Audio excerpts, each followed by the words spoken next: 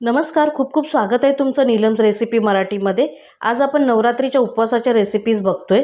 पहिला दिवस मी लिहिलेला आहे, तुम्ही आलटून पालटून बनवू शकता। खूप सोपी रेसिपी आहे, अगदी झटपट होणारी बटाट्याचे रायते। इथे दही घेतले मी अर्धा कप, त्यामध्ये 3 टीस्पून इतकी साखर घातली। दही माझं आंबट होतं म्हणून मी 3 टीस्पून घेतली। तुमचं कमी आंबट असेल तर कमी साखर घ्या। चवीपुरतं मीठ घालायचं आहे। फार जास्त सामग्री याला लागत नाही। थोडीशी पाव चमचा काळी मिरी पूड घेतलेली आहे। मग छोटे 2 चमचे शेंगदाण्याचा कूट घेतलेला आहे। कूट जरा जाडसरच आहे, थोडं क्रंची लागायला पाहिजे म्हणून। आता हे सगळं चांगलं व्यवस्थित फेटून घ्यायचं आहे। साखर विरघळली पाहिजे इतकं फेटून घ्यायचं। हे मी फेटून घेतलेलं आहे। मग यामध्ये एक बटाटा घातलेला आहे। बटाटा उकडून घ्यायचा आणि अशा त्याचे चौकोनी फोडी करून दह्यामध्ये मिक्स करायच्या फोडी आणि हे सगळं मिक्स करून घ्यायचं आहे व्यवस्थित। यामध्ये तुम्ही जिरेपूड टाकली तरी चालेल, मी नाही टाकली आहे। थोडीशी मी चिली फ्लेक्स टाकलेला आहे। मिरची पावडर नाही घातली। तुम्हाला मिरची पावडर, नुसती मिरची पावडर घाला, मिक्स मसाला वगैरे घालू नका। आणि मग मिक्स करायचं चांगलं छान। यावर कोथिंबीर घालायची आणि फ्रीजमध्ये थंड करून खायचं। खूप छान टेस्टी लागतो हा रायता। एकदा तुम्ही नक्की ट्राय करून बघा। फ्रीजमध्ये थंड करून खा, अगदी हलका फुलका आहे, पोट भरतं। पहिल्याच दिवशी अगदी जड अन्न खाऊ नये म्हणून मी तुम्हाला हा पदार्थ दाखवलेला आहे, बटाट्याचं रायतं। आता दुसरा दिवस आहे, तुम्ही हे पदार्थ आलटून पालटून करू शकता। इथे मी वरीच्या तांदळाचे वडे केलेत, न तळता केलेले आहेत, शॅलो फ्राय केलेले आहेत। हे कमी तेलामध्ये फ्राय केलेले आहेत, शॅलो फ्राय। खूप छान, हे पण टेस्टी लागतात वडे। अगदी साबुदाण्याचे वडे किंवा मग साबुदाण्याची खिचडी किंवा दुसरं काहीतरी, वरीचा भात, शेंगदाण्याची आमटी, तर वेगळं काहीतरी करून बघू शकता। 1 वाटी मी वरीचे तांदूळ स्वच्छ धुवून बाजूला ठेवलेले, 2 वाट्या मी पाणी गरम करत ठेवलेलं, त्यामध्ये चवीपुरतं मीठ आणि अर्धा चमचा तूप घातलेलं आहे। तुपाने वरीच्या तांदळाला, भाताला खूप छान टेस्ट येते। आता पाण्याला उकळी आल्यानंतर आपण हे तांदूळ घालणार आहोत। एरवी आपण भात करतो तेव्हा 1 कप तांदूळ आणि 1 कप पाणी घेतो, पण ह्याच्यासाठी 2 कप घ्यायचे। हा भात थोडा आपल्याला वड्यासाठी चिकट हवा आहे।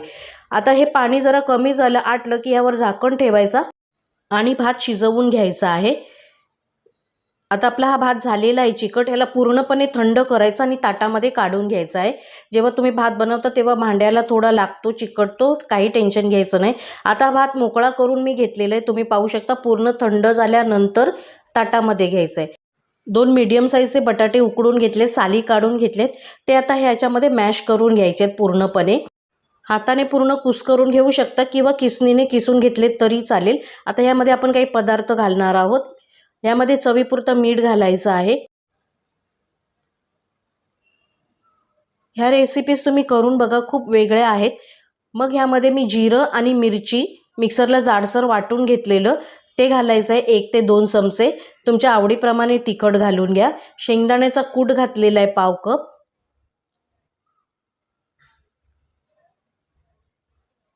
अर्ध्या लिंबाचा रस घालायचा आहे। थोडासा आंबटपणा वड्याला खूप छान लागतो, टेस्टी लागतात वडे। प्लीज चॅनलवर नवीन असाल तर चॅनलला लाईक करा, सबस्क्राईब करा आणि शेअर करा। अर्धा टीस्पून इतकी चिली फ्लेक्स घातले, दिसायला छान दिसतात आणि खायला सुद्धा छान लागतात। तुम्हाला नाही घालायचं असतील तर नका घालू। आता हे सगळं व्यवस्थित मळून घ्यायचं आहे। याचा एक गोळा बनवून घ्यायचा आहे आपल्याला, जसं आपण पीठ मळतो तसं। आता हा गोळा तयार झालेला आहे, याचे आपण वडे करणार आहोत। थोडं हाताला तेल लावून घ्यायचं, जसे मेदू वडे करतो तसे करून घ्यायचे। करताना थोडंसं फाटेल, पण तुम्ही व्यवस्थित आकार दिलात तर छान गोळे तयार होतात। एक लिंबा एवढा गोळा घेऊन त्याला चांगला आकार गोल देऊन मधोमध असं बोटाने एक होल करायचं आहे। याने काय होतात, वडे कुरकुरीत होतात। तुम्हाला हवे असतील तर तुम्ही असेच पण तळू शकता किंवा शॅलो फ्राय करू शकता, पण असे केल्याने आतमध्ये सुद्धा कुरकुरीत होतात। आता असं होल पाडून घ्यायचं आहे बोटाने, मेंदू वड्यासारखं। असं थोडंसं फाटेल पण व्यवस्थित जॉईन करून घ्यायचं। अशा प्रमाणे मी सगळे वडे करून घेतलेले आहेत। आता हे आपण शॅलो फ्राय करणार आहोत, हे डीप फ्राय नाही करायचे। पॅनमध्ये थोडं तेल घातलेलं आहे मी। तेल चांगलं व्यवस्थित तापून घ्यायचं आहे आणि मगच वडे घालायचे। थंड घातलं तर वडे तुटतील। आता हे सगळे पॅनमध्ये जेवढे मावतील तेवढे तुम्ही घालून घ्या आणि व्यवस्थित दोन्ही बाजूने खरपूस तांबूस कलर येईपर्यंत परतून घ्यायचे आहेत आपल्याला, शॅलो फ्राय करून घ्यायचे आहेत। पॅनमध्ये वडे घातल्यावर आधी लगेच हात लावू नये, पूर्णपणे त्याला व्यवस्थित सेट होऊ द्यायचं, मगच पलटी करायचं आहे। एक बाजूने छान फ्राय करून झाली की दुसऱ्या बाजूने करून घ्यायचे आहेत। जर तुम्हाला असं जमत नसेल तर 2 चमचे घ्या आणि पलटी करा, जसं मी करते तसं। म्हणजे व्यवस्थित होतील, नाहीतर मग काय होतं पलिता लागून ते तुटण्याची शक्यता असते. आता हे दोन्ही बाजूनी व्यवस्थित चांगले तळून घ्यायचे आहेत, शॅलो फ्राय करून घ्यायचे आहेत.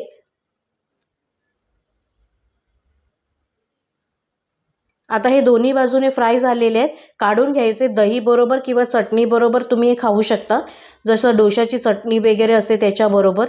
पुढे मी दाखवते चटणी तुम्हाला डोशाची जेव्हा बनवणार आहे तेव्हा. हे आपले वडे तयार झालेले आहेत. ही खोबऱ्याची चटणी आहे, त्याच्याबरोबर खूप छान लागतात. वरून चांगले छान कुरकुरीत होतात आणि आतून एकदम सॉफ्ट असतात. दिवस तिसरा. आता आपण तिसरी रेसिपी पाहूयात काय आहे ते. मऊ डोसा, बटाट्याची भाजी आणि चटणीची रेसिपी आहे. हे बनवायला खूप सोपं आहे आणि खूप चांगलं पोटभरीचं आहे. तुम्ही 2 जरी डोसे खाल्लात तरी तुम्हाला खूप वेळेपर्यंत भूक लागणार नाही. म्हणजे तेलकट तिखट खाल्लं तर ॲसिडिटी होते, तर ह्याने अजिबात होणार नाही. असेच सगळे पदार्थ मी दाखवलेले आहेत. इथे 1 वाटी साबुदाणा आणि 1 वाटी वरीचे तांदूळ घेतलेले आहेत. हे दोन्ही मिक्स करायचं, स्वच्छ धुवून घ्यायचं 2 ते 3 वेळा. ह्यामध्ये पाणी घालून 4 तास भिजत ठेवायचं आहे. कमीत कमी 2 ते 3 तास तरी ठेवा. आता यामध्ये पाणी घालते आणि झाकण लावून एक साईडला ठेवून द्यायचं भिजण्यासाठी. खूप छान भिजलं की डोसे छान होतात, त्यामुळे जास्त वेळ भिजत ठेवा. हे झाकण लावून ठेवून द्यायचं 4 तास. आता हे भिजलेलं आहे. 4 तासानंतर मी दाखवते तुम्हाला. ह्याच्यातलं सगळं पाणी मी काढून टाकलेलं आहे. हे सगळं आता एका मिक्सरच्या भांड्यात घ्यायचं आहे आपण मिश्रण. वरीचे तांदूळ आणि साबुदाणे. यामध्ये 3 चमचे 3 टेबलस्पून इतकं दही घालते, म्हणजे थोडा आंबटपणा येतो आणि छान डोसे मऊ होतात आणि आंबट असे छान लागतात डोसे. आता हे सगळं वाटून घ्यायचं आहे मिक्सरला. यामध्ये चवीप्रमाणे मीठ घालायचं वाटून झाल्यानंतर. अशाप्रमाणे डोशाच्या बॅटरसारखं वाटून घ्यायचं. खूप पाणी नाही घालायचं, ऑलरेडी ते भिजलेलं असतं, दह्यामध्ये ते वाटून होतं. पाणी लागलं तर घाला. त्यानंतर खोबऱ्याच्या चटणीसाठी खोबरं घेतलेलं आहे अर्धा कप, पाव वाटी शेंगदाणे, थोडासा आल्याचा तुकडा, 3 हिरव्या मिरच्या, कोथिंबीर आणि जिरं. तुम्ही आलं खात नसाल तर नका घालू, पण आपण आल्याचा चहा पितो म्हणून मी आलं घेतलेलं आहे. अशाप्रमाणे मिक्सरला चटणी वाटून घ्यायची. मीठ घालायचं आणि मिक्स करून घ्यायचं. ह्या सगळ्या रेसिपीमध्ये मी उपवासाचं मीठ वापरलेलं आहे, आपलं साधं मीठ नाही वापरलेलं. ह्याला फोडणी द्यायची. 1 टीस्पून इतकं तेल गरम करायचं, त्यात थोडंसं जिरं घालायचं अर्धा टीस्पून. जिरं चांगलं फुललं की ह्या चटणीवर घालायचं, मिक्स करून ठेवायचं. आता आपण भाजी बनवणार आहोत बटाट्याची. इथे मी तेलाची फोडणी केली, तुम्ही हवे असेल तर तुपाची फोडणी देऊ शकता. तेल तापत ठेवलं आहे मी पॅनमध्ये. यामध्ये तेल चांगलं व्यवस्थित तापलं की यामध्ये 1 टीस्पून इतकं जिरं घालायचं आहे. जिरं चांगलं व्यवस्थित फुलू द्यायचं आहे. आणि मग ह्यामध्ये 2 हिरव्या मिरच्या घेतल्या, त्याच्या तिरक्या चिरून त्या चांगल्या परतून घ्यायच्या तेलामध्ये व्यवस्थित. उपवासाचे खूप पदार्थ आहेत, पण हे जे पदार्थ आहेत त्याच्याने पोट भरेल असेच पदार्थ मी दाखवलेत कमी तेलाचे. मग यामध्ये 3 बटाटे बारीक चिरून असे घातलेले आहेत. चौकोनी फोडे करून घेतलेले आहेत आणि तेलामध्ये व्यवस्थित मिरचीमध्ये बटाटे परतून घ्यायचे. चवीप्रमाणे मीठ घालायचं आहे. जेवढे कमी तेल वापरता येईल तेवढं मी कमी वापरून पदार्थ बनवलेले आहेत.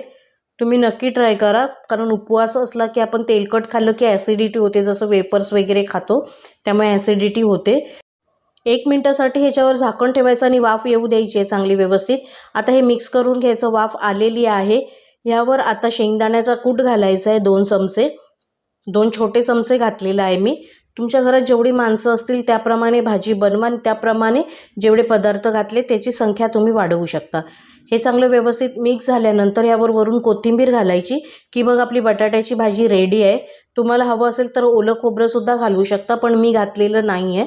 मी फक्त शेंगदाण्याचा कूट घातलेला आहे. आता हे व्यवस्थित मिक्स करून भाजी आपली तयार झालेली आहे. आता आपण डोसे बनवणार आहोत. आणखीन बरेच पदार्थ करता येतात, राजगिऱ्याच्या पुऱ्या, राजगिऱ्याची भाकरी. आता आपण डोसे बनवून घेणार आहोत. मी तवा तापत ठेवलेला डोशाचा. ह्यामध्ये 2 चमचे इतकं बॅटर घालायचं आणि चांगलं व्यवस्थित पसरून घ्यायचं आहे. ह्याला तेल मी लावलं आणि पुसून काढलेलं आहे. हा नॉनस्टिक तवा आहे.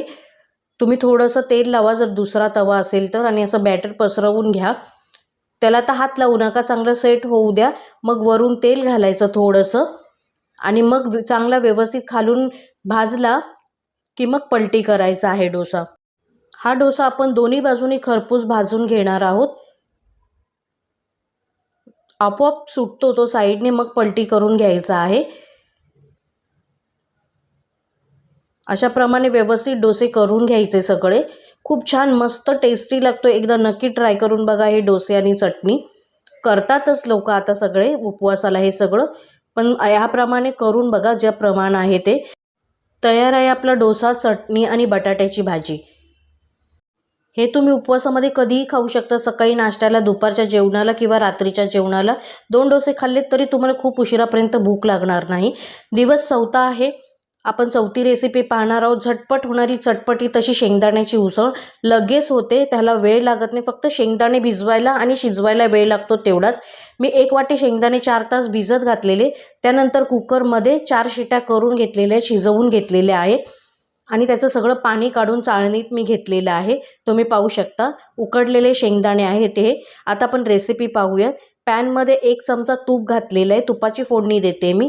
तूप चांगलं तापलं की 1 टीस्पून इतकं जिरं घालायचं आहे. जिरं चांगलं फुलू द्यायचं आहे आणि मग ह्यामध्ये आपण शिजवलेले शेंगदाणे घालूयात.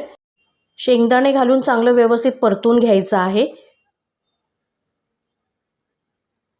आता ह्यामध्ये 1 चमचा लाल तिखट घातलेलं. ही फक्त मिरची पावडर आहे, मिक्स मसाला वगैरे नाही आहे. जर तुम्ही मसाला नसेल खात तर हिरवी मिरची घाला. मग ह्यात अर्धा चमचा गूळ घालायचा आहे. ज्यात आंबट, तिखट आणि गोड अशी चटपटीत उसळ लागते.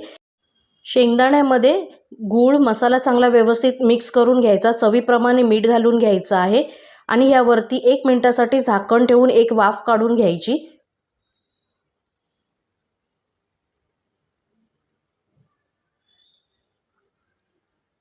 आता 1 मिनिट झालेलं आहे. एक वाफ काढलेली आहे, तुम्ही बघू शकता छान वाफ आलेली आहे यावरती. आता एकदा मिक्स करून घ्यायचं. यामध्ये 1 टेबलस्पून इतकं ओलं खोबरं घालून घ्यायचं आहे. अर्धा चमचा लिंबाचा रस पण घालायचा आहे. अर्धा चमचा लिंबाचा रस घालून घ्या आणि मिक्स करून घ्या पुन्हा एकदा. ते झाल्यानंतर यावरती लगेच 1 टेबलस्पून इतकं ओलं खोबरं घालायचं, कोथिंबीर घालायची आणि गॅस बंद करायचा. कारण लिंबाचा रस घातल्यानंतर जास्त वेळ गॅसवर ठेवायचं नाही, नाहीतर लिंबाचा रस कडू होईल. गॅस बंद करायचा आणि खायला तयार आहे आपली शेंगदाण्याची उसळ, अशी चटपटीत छानपैकी. हा पण पदार्थ खूप लवकर होतो आणि पोटभरीचा आहे. शेंगदाण्यामध्ये खूप सारे प्रोटीन्स वगैरे खूप काय काय असतं, तर ते हा एक खाऊन बघा तुम्ही. आता दिवस 5वा आहे. आज वेगळं काहीतरी बनवणार आहोत आपण. इथे आहे पॅटीस कचोरी मी बनवलेली आहे. जी कचोरी तळतात, ज्यामध्ये खोबऱ्याचं सारण भरून, तर मी तळलेली नाही, त्याला पॅटीसचा एक शेप देऊन ही मी शॅलो फ्राय करून घेतलेली आहे.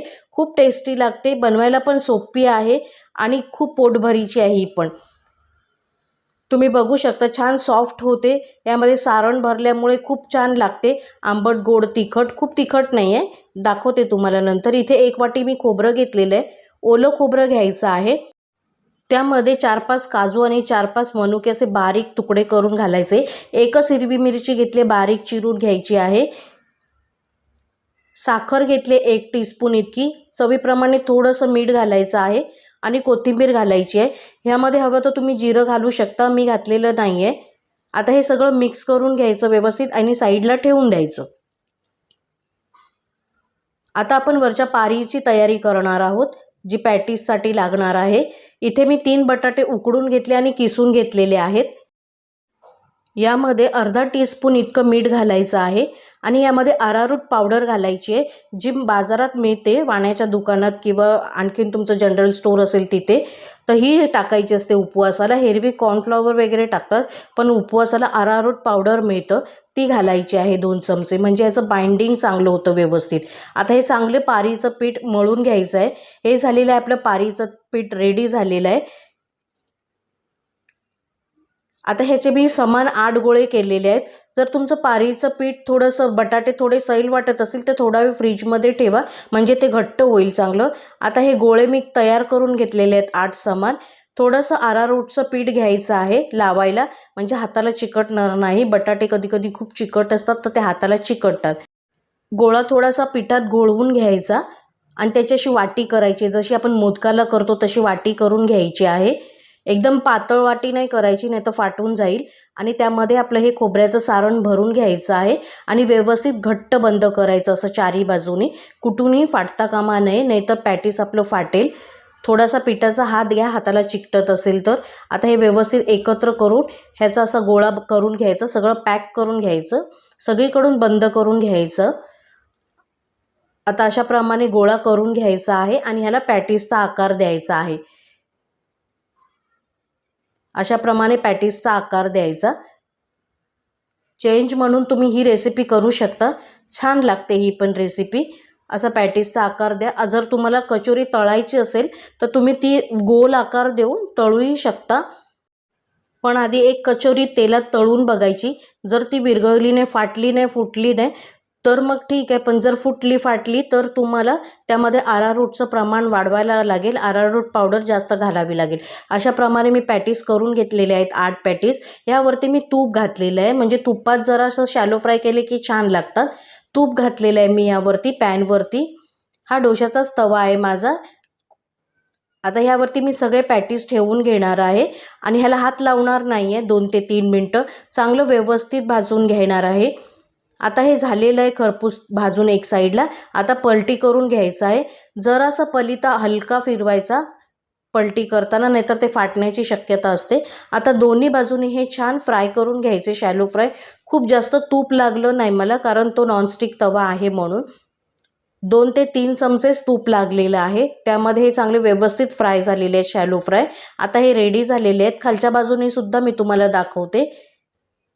त्याला काही वेळ लागला नाही, कारण बटाटे आपले आधीच शिजलेले होते.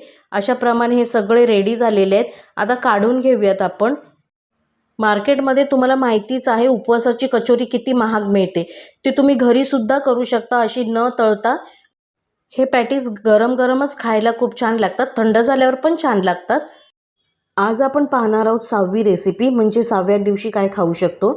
तर इथे मी बनवलेली आहे वरीच्या तांदळाची खिचडी. लवकर होते, झटपट, पण भात आपल्याला मोकळा शिजवून घ्यावा लागतो आधी. त्यासाठी काय करायचं आहे, कढईमध्ये 2 ते 3 मिनटं वरीचे तांदूळ असे परतवून घ्यायचे आहेत, म्हणजे भात मोकळा होतो. 1 वाटी तांदूळ असेल तर 1.5 वाटी पाणी घ्यायचं, गरम करायचं, त्यामध्ये धुतलेले वरीचे तांदूळ घालायचे. पाणी थोडं आटत आलं की त्यावरती झाकण ठेवायचं आणि वाफेवरती भात शिजवून घ्यायचा, म्हणजे असा मोकळा सुटसुटीत भात तयार होतो. तुम्ही पाहिजे तर खिचडी डायरेक्ट फोडणीला घालू शकता, पण मला मोकळी हवी होती म्हणून मी आधी असा मोकळा भात शिजवून घेतलेला आहे. तो पूर्णपणे शिजतो पण आणि असा मोकळा सुटसुटीत पण होतो, जर या पद्धतीने तुम्ही कराल तर. थोडासा असा कढईत कोरडाच परतवून घेतलात तर. आता आपण फोडणी करूया. इथे तूप घेतलेलं आहे 1 चमचा मी. हा वरीचा खिचडी म्हणा, ह्याला उपमा म्हणतात, कोण पुलाव म्हणतं, तुम्ही काही म्हणू शकता. आता तूप तापल्यानंतर ह्यामध्ये 1 टीस्पून इतकं जिरं घालायचं आहे. जिरं चांगलं फुललं की 2 ते 3 हिरव्या मिरच्या अशा तिरक्या कापून घालायच्या आहेत. तुम्हाला हवी असतील तर तुम्ही बारीक चिरूनसुद्धा घालू शकता. मिरच्या चांगल्या तेलामध्ये परतून झाल्या की 2 टेबलस्पून शेंगदाणे घेतलेले आहेत. शेंगदाणेसुद्धा चांगले व्यवस्थित परतवून घ्यायचे 2-3 मिनटं. कच्चे शेंगदाणे आहेत हे. मग यामध्ये काजू घालायचे. हे टोटल ऑप्शनल आहेत. काजू तुम्हाला घालायचे असतील तर घालू शकता, नसतील तर नाही घातले तरी चालेल. त्यानंतर एक छोटा बटाटा घेतला, त्याच्या अशा छोट्या फोडी करून घेतल्या आहेत मी. तो पण असा परतून घ्यायचा आहे. बटाट्याच्या फोडी तेलावर चांगल्या. तुपामध्ये केल्यामुळे खूप छान टेस्टी लागते. तुम्ही खिचडी दहीबरोबर वगैरे सुद्धा खाऊ शकता. आता ह्याच्यावरती झाकण ठेवायचं आणि 2 ते 3 मिनटं बटाटे शिजू द्यायचे आहेत. तुम्हाला दाखवते मी बटाटा शिजल्यानंतर काय करायचं आहे पुढे. आता आपला बटाटा शिजलेला आहे. तुम्ही पाहू शकता बटाटा आपला शिजलेला आहे. शेंगदाणेसुद्धा शिजून जातात यामध्ये. मग आपला हा मोकळा शिजवलेला भात घालायचा आहे वरीचा आणि हा 2 ते 3 मिनटं परतून घ्यायचा आहे चांगला व्यवस्थित. खूप लवकर होतो, फक्त भात शिजवून घ्यायला वेळ लागतो तेवढाच. आता हा शिजलेल्या भातावरती आपण थोडंसं पाणी शिंपडून घेणार आहोत. एक 2 ते 3 चमचे पाणी शिंपडून घ्यायचं आहे, म्हणजे ह्याला एक वाफ चांगली येते. आता हे सगळं मिक्स करायचं आहे व्यवस्थित आणि यावरती झाकण ठेवायचं आहे. एक चांगली वाफ येऊ द्यायची आहे 2 ते 3 मिनटापर्यंत. एक छान अशी वाफ काढून घेतल्यानंतर भात आपला तयार झालेला आहे. तुम्ही पाहू शकता. एकदा मिक्स करायचं आणि ह्यावरती वरून खोबरं आणि कोथिंबीर घालून घ्यायची. हे सुद्धा टोटल ऑप्शनल आहे. तुम्हाला आवडत असेल तर घाला, नाही घातलं तरी चालेल. टेस्ट चांगली येते पण खोबऱ्याने जरा. आता हा भात तयार झालेला आहे. तुम्ही कुठल्याही चटणीबरोबर किंवा दहीबरोबर हा भात खाऊ शकता. एकदम पोटभरीचा भात आहे किंवा खिचडी म्हणू शकता ह्याला तुम्ही. चला आता बनवूयात उपवासाचे कटलेट. हे खूप छान टेस्टी आणि कुरकुरीत असे होतात. तुम्ही बघू शकता कुरकुरीत किती झालेले आहेत ते. मी चमच्याने असं करते पण ते एकदम छान कुरकुरीत होतात. आणि खूप कंदमुळं मिळतात या उपवासाच्या वेळेस, ती खाऊ शकतात. इथे मी एक बटाटा घेतलेला आहे, एक रताळी घेतलेलं आहे आणि हे एक मोठं केळं घेतलेलं आहे, कच्चं केळं, आणि एक छोटं घेतलेलं आहे. हे कुकरला मी शिजवून घेतलेलं आहे. यात पाणी नव्हतं घातलेलं डब्यात. कुकरमध्ये पाणी घालायचं, डब्यात हे असेच ठेवायचे आणि 3 शिट्ट्या करून घ्यायच्या आहेत. ह्याच्या साली काढून घेतलेल्या आहेत मी. आता पुढची स्टेप बघूया आपण. ह्याचं काही प्रमाण नाही आहे, तुम्हाला जे जसं हवं असेल तसं तुम्ही घेऊ शकता. आता मी हे सगळं मॅश करून घेतलेलं आहे, रताळी, केळी आणि बटाटा. आता हे कुठलं पण प्रमाण तुम्ही, केळं जास्त घ्या, रताळी घ्या, काही चालेल. त्यामध्ये चवीप्रमाणे मीठ घातलेलं आहे, आलं आणि मिरचीची पेस्ट घातलेली आहे. तुम्हाला हवी तेवढी घालू शकता तुमच्या तिखटाप्रमाणे. आलं आणि मिरचीची पेस्ट घालायची, टेस्टी लागतात. मग ह्यामध्ये शेंगदाण्याचा कूट घातलेला आहे, 3 ते 4 टेबलस्पून इतका आहे. मी छोट्या चमच्याने 5 घेतले, टेबलस्पूनने 2 ते 3 टेबलस्पून होईल. अर्धा टीस्पून यामध्ये जिरं घातलेलं आहे. तुम्ही जिऱ्याची पावडरसुद्धा घालू शकता. मग कोथिंबीर घालायची आहे भरपूर. कोथिंबीरीने एक छान स्वाद येतो कटलेटला. आता हे मी घेतलेली आहे साबुदाण्याची पावडर घेतलेली आहे. साबुदाणे 2-3 मिनटं कोरडे भाजून घेतले कढईमध्ये आणि मिक्सरला त्याची अशी पावडर करून घेतलेली आहे. चाळून घ्या म्हणजे तुम्हाला अशी चांगली पावडर मिळेल. याने खूप कुरकुरीत कटलेट होतात. 4 ते 5 टीस्पून इतकी मी ही पावडर घेतलेली आहे. ह्याचंसुद्धा काही प्रमाण नाही आहे, तुम्ही जसं घ्याल तसं. आता हे सगळं एकजीव करून घ्यायचं, ह्याचा एक गोळा करून घ्यायचा आहे. सगळे एकत्र मिक्स केल्यानंतर हा असा गोळा तयार होतो. चांगलं मळून घ्यायचं व्यवस्थित. कटलेट अजिबात फाटत नाही, कारण आपण ह्याच्यात साबुदाण्याची पावडर घातली म्हणून. आता हार्ट शेपचा मोल्ड आहे माझ्याकडे. तुम्ही तुमच्या जो आकाराला येईल मनात त्या आकाराचे तुम्ही कटलेट करू शकता, पण माझ्याकडे आहे म्हणून मी त्याचा वापर करते. हाताला थोडं तेल लावून घ्यायचं आणि लिंबापेक्षा मोठा गोळा घेऊन त्याला असे कटलेटचा शेप द्यायचा. त्या हार्ट शेपमध्ये घालून असा कटलेटचा शेप द्यायचा. दिसायला पण खूप छान दिसतं. जर तुमच्याकडे असा मोल्ड असेल हार्ट शेपचा किंवा दुसरा आणखीन कसला, तर तुम्ही कटलेट असे बनवू शकता. फक्त आतून तेल लावून घ्यायचं त्या मोल्डला, म्हणजेच ते पटकन जे आपण भरतो सारण ते पटकन बाहेर येतं.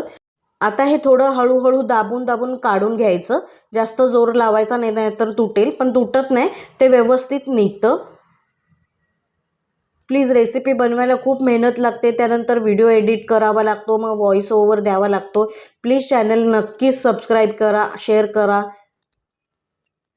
अशाप्रमाणे हे कटलेट करून घ्यायचे. बघू शकता तुम्ही किती छान दिसतात ते.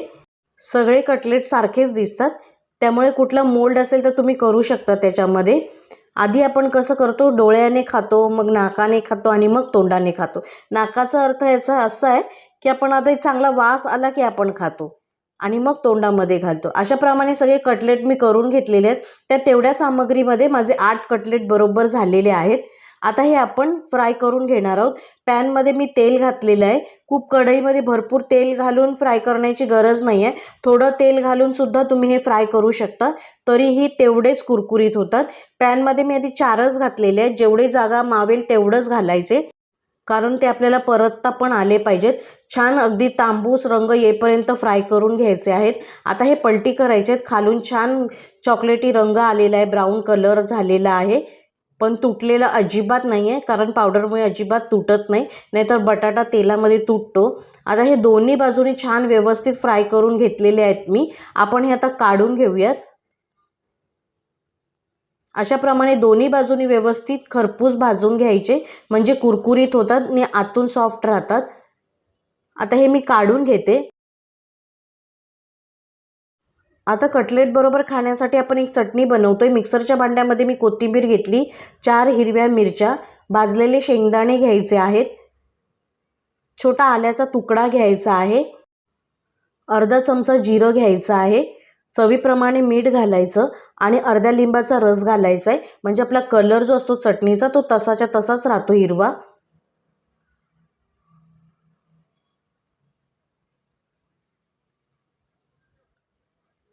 तुम्ही उपवासाला कोणत्या कोणत्या रेसिपी करता नक्की कमेंटमध्ये कळवा.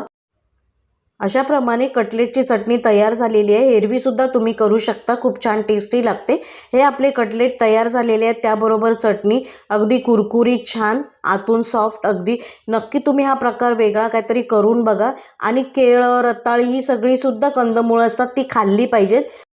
म्हणून एकच असा पदार्थ करा सगळ्यांचा मिळून, तो खूप टेस्टी लागेल. दिवस 8वा आणि 8वी रेसिपी. आज बनवणार आहोत आपण खमंग काकडीचे थालीपीठ. यामध्ये बटाटा नाही घातलेला आहे मी, काकडी किसून घातलेली आहे. काकडीमुळे एक छान स्वाद येतो आणि थालीपीठ अगदी खुसखुशीत होतात, झटपट पण होतात. मी याच्यासाठी रेडीमेड थालीपीठाची भाजणीचा वापर केलेला आहे, तुम्हाला दाखवते. चला वेळ न घालवता रेसिपी करूया. इथे मी 1 कप थालीपीठाची भाजणी घेतलेली. उपवासाच्या थालीपीठाचं जे रेडीमेड पीठ येतं मार्केटमध्ये ते घेतलेलं आहे मी. कधी कधी आपल्याला सगळ्याच वस्तू बनवायला कंटाळा येतो, मग कधी कधी रेडीमेड पिठापासून पण आपण बनवू शकतो. यामध्ये चवीप्रमाणे मीठ घालायचं आहे. आलं आणि मिरचीची पेस्ट घालायची आहे. जर तुम्ही आलं नसेल खात तर बारीक मिरची चिरून घातली तरी चालेल. यामध्ये जिरं घालायचं नाही आहे, कारण ह्यामध्ये पहिलंच जिरं असतं वाटलेलं थालीपीठाच्या रेडीमेड भाजणीमध्ये. 2 मोठे चमचे शेंगदाण्याचा कूट घेतलेला आहे, बारीक शेंगदाण्याचा. मग इथे एक काकडी किसून घेतलेली आहे मी. ह्याचं पाणी नाही काढून टाकायचं, हे पाणी ठेवायचं आणि ही काकडी मिक्स करायची.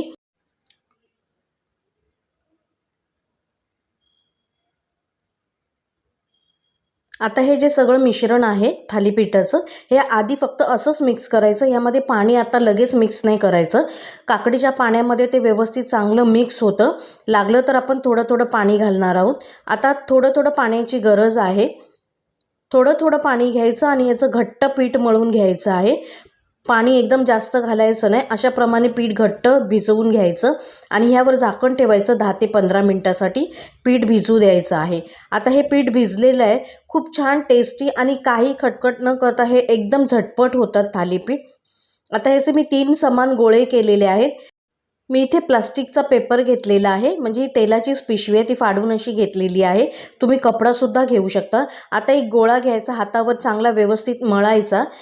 प्लास्टिकचा कागद असेल तर थोडं तेल लावून घ्यायचं आणि कपडा घेतलात तर तुम्ही पाणी लावून घ्यायचं आणि अशाप्रमाणे गोल छान थालीपीठ थापून घ्यायचं बोटांनी.